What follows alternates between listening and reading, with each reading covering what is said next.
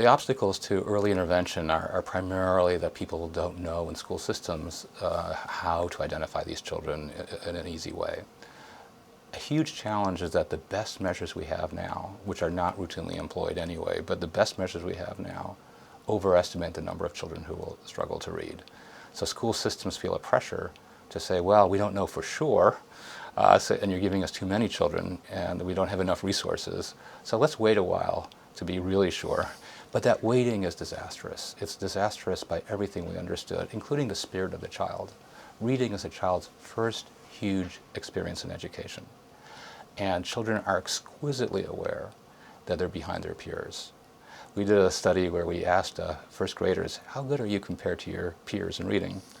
And the spontaneous, simple answer was about as accurate as our 3 hours of testing. These children know other children sometimes laugh at them when they're reading aloud. They're aware that they're reading material that's behind other children. They're exquisitely aware. And that's a huge burden to place on the small shoulders of a beginning learner. His or her sense of how effective they are, how successful they are, whether education and learning is for them. Waiting is very destructive to that child's spirit. And so that alone would be a reason. But we also think that, again, that because these differences are present, letting that child fall further and further behind in reading just puts them way behind their chance to express their full potential.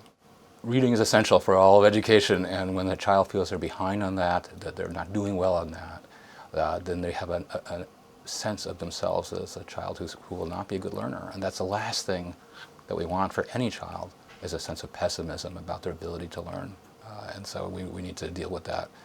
We need to identify so early that they don't even think of it as a problem. So I think of it when I got my glasses as a second grader.